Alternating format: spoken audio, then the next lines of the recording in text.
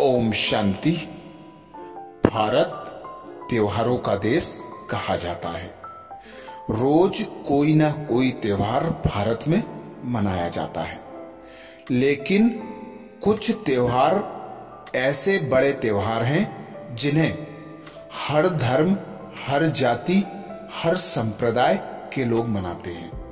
भाईचारे से, उमंग उत्साह से एक दूसरे के साथ मिलजुल कर खुशियां मनाते हैं, त्योहार मनाते हैं। ऐसा ही एक बड़ा त्योहार है होली, जो फागुन मास में आता है। शास्त्रों और ग्रंथों में ऐसा बताया जाता है कि फुलेरा दूध से होली का महोत्सव शुरू होता है और पूर्णिमा के दिन होली दहन होती है और अगले दिन होली खेली जाती है। इस वर्ष 2023 में 7 मार्च और 8 मार्च को होली उत्सव मनाया जाएगा। 7 मार्च की रात में होली दहन होगी और 8 मार्च को कलर खेला जाएगा। तो ऐसी होली जो सभी धर्म के लोग बड़े उमंग उत्साह के साथ मनाते हैं, ऐसी होली की एक कहानी सुनेंगे जो भक्त लोग लंबे समय से व्रत कथा के रूप में सुनते आते हैं।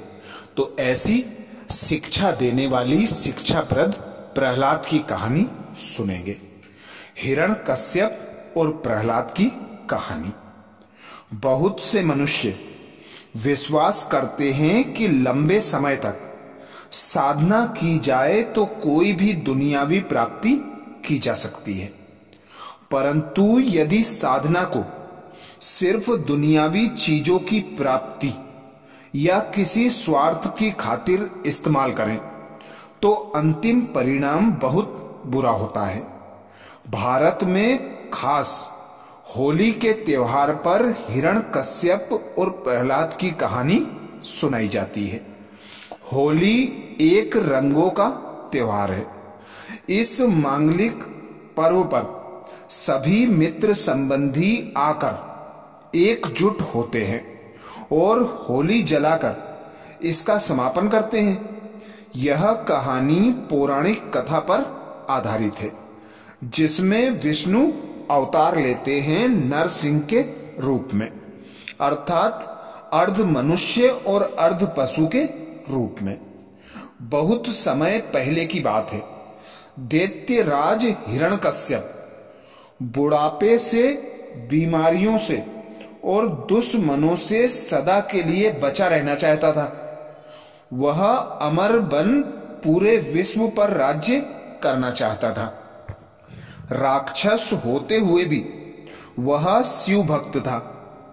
उसकी तपस्या से प्रसन्न होकर ब्रह्मा जी ने वरदान देने के लिए तैयार हो गए।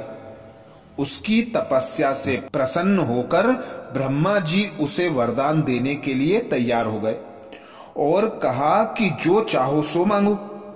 हिरण्यकश्यप ने वरदान मांगा कि मुझे ना कोई मनुष्य, ना पशु, ना भगवान मार सके, ना मैं अंदर, ना मैं बाहर, ना रात में, ना दिन में, ना आकाश में, ना जमीन पर, ना किसी अस्त्र से, ना किसी शस्त्र से मरूं।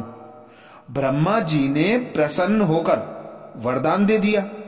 वरदान प्राप्त होने के बाद वह स्वयं को सुरक्षित महसूस करने लगा और उसने अपनी कुरूपता दिखानी शुरू की।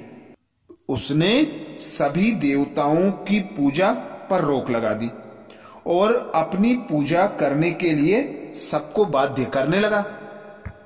प्रहलाद हिरण्यकश्यप का छोटा पुत्र था, जो भगवान विष्णु का बड़ा भक्त था। जब हिरण्यकश्यप ने यह मांग रखी कि उनकी ही पूजा की जाए, तो प्रहलाद ने ऐसा करने से मना कर दिया और कहा कि भगवान सिर्फ एक है। इस पर हिरण्यकश्यप ने उसे बहुत समझाने की कोशिश की और न मानने पर उस पर अत्याचार भी करने प्रारंभ कर दिए।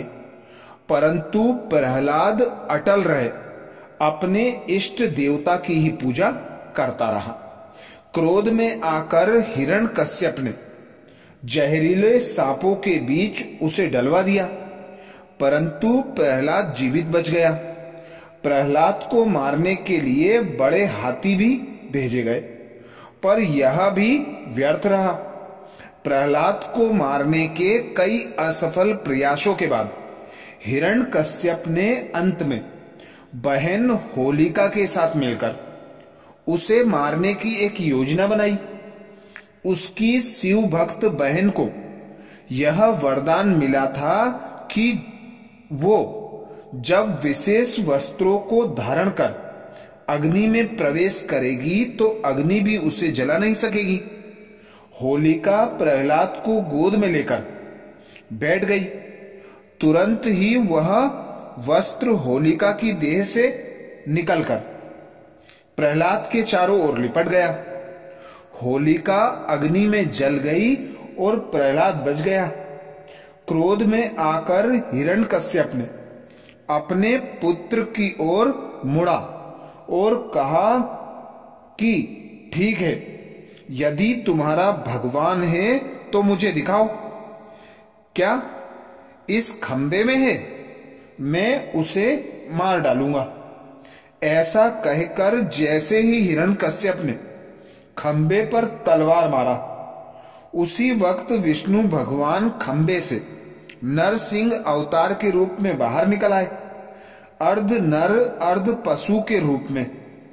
इस वक्त शाम हो चुकी थी। यह समय था संगम का, ना दिन ना रात। नरसिंह ने हिरण्यकश्यप को अपनी गोद में लिया और उसके पेट को नाखूनों से फाड़ दिया। ब्रह्मा का वरदान टूटे बिना ही हिरण्यकश्यप का अंत हुआ। आध्यात्मिक भाव इस कहानी का है।